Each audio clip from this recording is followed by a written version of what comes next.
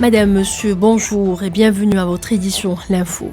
Les travaux de la 17e conférence de l'Union des conseils des États membres de l'Organisation de la coopération islamique débuteront ce dimanche à Alger, organisée par le Parlement algérien sous le haut patronage du président algérien Abdelmadjid Tebboune, ayant pour thème le monde musulman et les enjeux de la modernisation et du développement.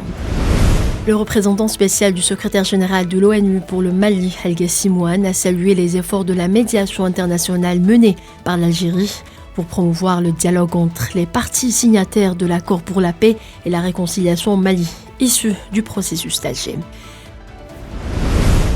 La chef du gouvernement italien Giorgia Meloni a entamé hier une visite en Libye. À son arrivée, Meloni a été reçue par Abdelhamid Dbeibah, chef du gouvernement d'unité nationale. L'exécutif basé à Tripoli est reconnu par l'ONU. Outre le volet économique, notamment les questions énergétiques, la migration sera au centre des entretiens entre les deux chefs de gouvernement.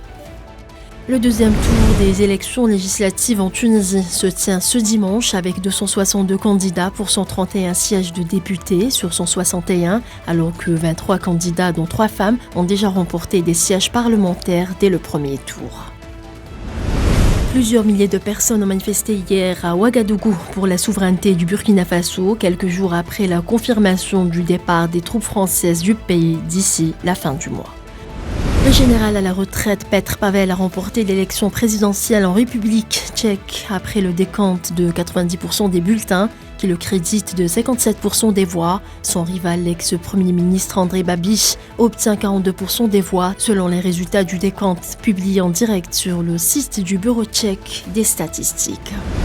Au moins 40 personnes sont mortes dont l'explosion d'un bus qui est tombé d'un pont dans le sud-ouest du Pakistan, a annoncé ce dimanche un représentant du gouvernement.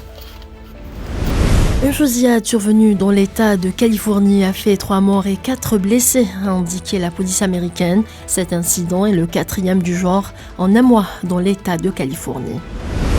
On passe au sport football. La sélection malgache des joueurs locaux s'est qualifiée aux demi-finales du championnat d'Afrique des Nations de football CHAN 2022 en s'imposant devant son homologue mozambicain sur le score de 3-1 hier au stade Shahid Hamlaoui de Constantine.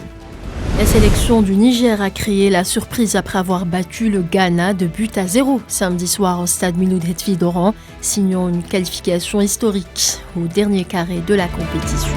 C'est la fin de ce flash. Merci de l'avoir suivi.